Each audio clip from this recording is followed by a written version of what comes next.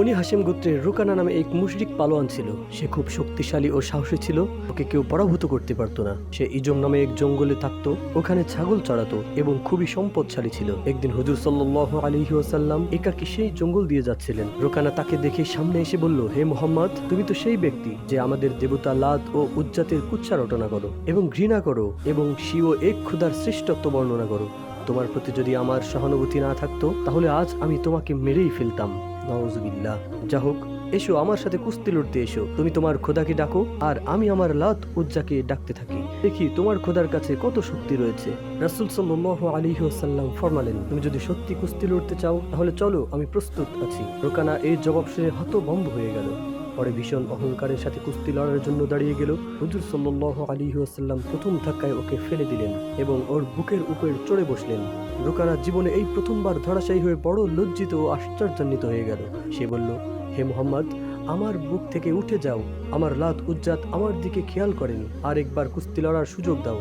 হুজুর সাল্লাল্লাহু আলাইহি ওয়াসাল্লাম ওর বুক থেকে উঠে দাঁড়িয়ে গেলেন। রুকানাও দ্বিতীয়বার কুস্তির জন্য প্রস্তুত হয়ে গেল।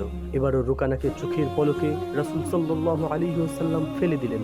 রুকানা বলল, হে মুহাম্মদ, মনে হয় আজ আমার লাত উজ্জাত আমার উপর নারাজ। তোমার খোদা তোমাকে সাহায্য করতেছে। যা হোক, চলো আরেকবার লড়ে দেখি, এবার লাত উজ্জাত নিশ্চয়ই আমাকে সাহায্য করবে। হুজুর সাল্লাল্লাহু আলাইহি ওয়াসাল্লাম তৃতীয়বারও কুস্তির জন্য প্রস্তুত হয়ে গেলেন এবং তৃতীয়বার রুকানাকে পরাভূত করলেন। রুকানা লজ্জিত হলো এবং বলল, আমার ছাগলগুলোর মধ্যে থেকে যতটি চাও নিয়ে যাও। হুজুর সাল্লাল্লাহু আলাইহি ওয়াসাল্লাম ফরমালেন, রুকানা, আমার তোমার সম্পদের প্রয়োজন নেই, তবে মুসলমান হয়ে যাও যাতে জাহান্নাম থেকে বাঁচতে পারো। সে বলল, হে মুহাম্মদ, মুসলমান তো হয়ে যেতে পারি, কিন্তু মনে সংকোচ বোধ হচ্ছে। মদিনা ও এর পার্শ্ববর্তী এলাকার মহিলারা ও শিশুরা বলবে যে এত বড় পালোয়ান পরাজিত হলো এবং মুসলমান হয়ে গেল, তোমার সম্পদ নিয়ে তুমি থাকো। এই বলে হুজুর সাল্লাল্লাহু আলাইহি ওয়াসাল্লাম ফিরে আসলেন। এদিকে হযরত আবু বকর রাদিয়াল্লাহু তাআলা আনহু ও হযরত ওমর রাদিয়াল্লাহু তাআলা আনহু তার তালাশে বের হলেন।